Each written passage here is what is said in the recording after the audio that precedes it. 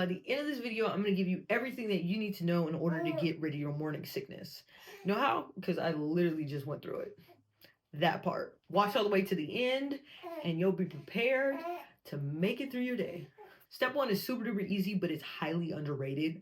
It's so simple.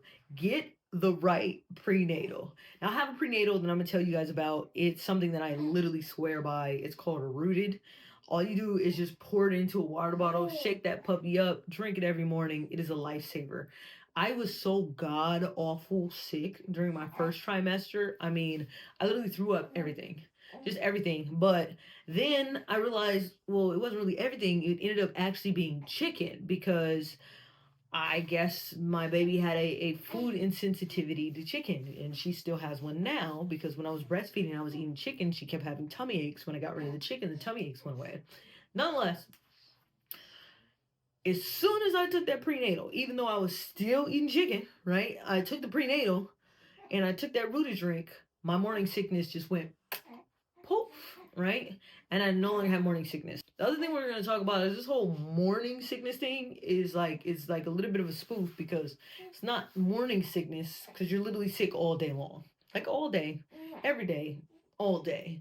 And it's god awful. The next major key is really just to do an elimination diet. And that's what I had to do with her. I needed to eliminate to see if it was only certain foods that were making me sick. And for me, it ended up being chicken. But for you, it could be any number of things. And so what I would say is for about a 24-hour period, right? You need to just eat one type of protein and see how your body reacts. Especially after you get your prenatal, if you're still feeling sick, right? Then it could be some type of a food intolerance that's taking place because that you're pregnant. And it's something that could just go away, after you're done being pregnant. Or you could be in my situation where it went away for me, but it didn't go away for my child. So I still am not eating chicken, which is a little bit of a bummer because it's literally like my favorite food. But nonetheless, eliminate food and see by eliminating certain foods, is it going to change your morning sickness? Once you eliminate the food, right, and then you get on the right prenatal, your next step is going to be to make sure that you're eating small meals throughout the day. Now, I used to hear this and I was like, okay, why though? Like, what is this going to do for me? It literally was a game changer. I started eating every 45 minutes, and for me, it would be like a piece of fish or something like that. It was mainly just protein. You can do nutritious snacks like nuts if you don't have a nut allergy, or if you don't want your kid to have a nut allergy, I suggest you eat nuts during your pregnancy. Sidebar, right? Fruits, certain fruits that help energize you, green drinks, protein drinks, protein snacks. I love plant-based protein bars. I'll link that in the description below as well. By eating these small meals, right, it helps you not get to the point where you feel weak because you're burning so many calories and you just don't even realize it because you're not just having energy for you, you have to have energy to literally build an entire life in your stomach. That's going to take such a large amount out of you.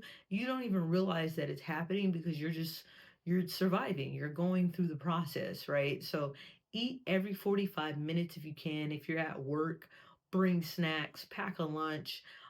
And have little things, nutritious snacks, not junk food, because that's just going to deplete you and make it worse, right? That you can eat every 45 minutes, that's going to keep you going.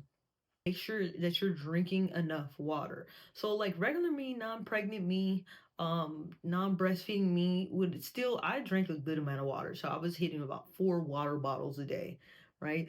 So pregnant me, breastfeeding me needs to hit 8. You need to double whatever it is that you're drinking. If you're not a water drinker, become a water drinker because it literally could be the difference between you being sick all day long, your kid getting the nutrition that they need while they're growing inside of you, or it just being a dehydrated, depleted situation. And you definitely don't want that. I hope these tips and tricks helped you out. Please hit the like button, sub button, bell button. Let me know what you want me to discuss next in the comments below. Happy to give you tips. As moms, the goal is to make sure our kids are getting what they need and we make it through the day. So even though you're in the pregnancy process, you're still a mom. And I just wanted to tell you, you're doing a great job. And I'll see you next time.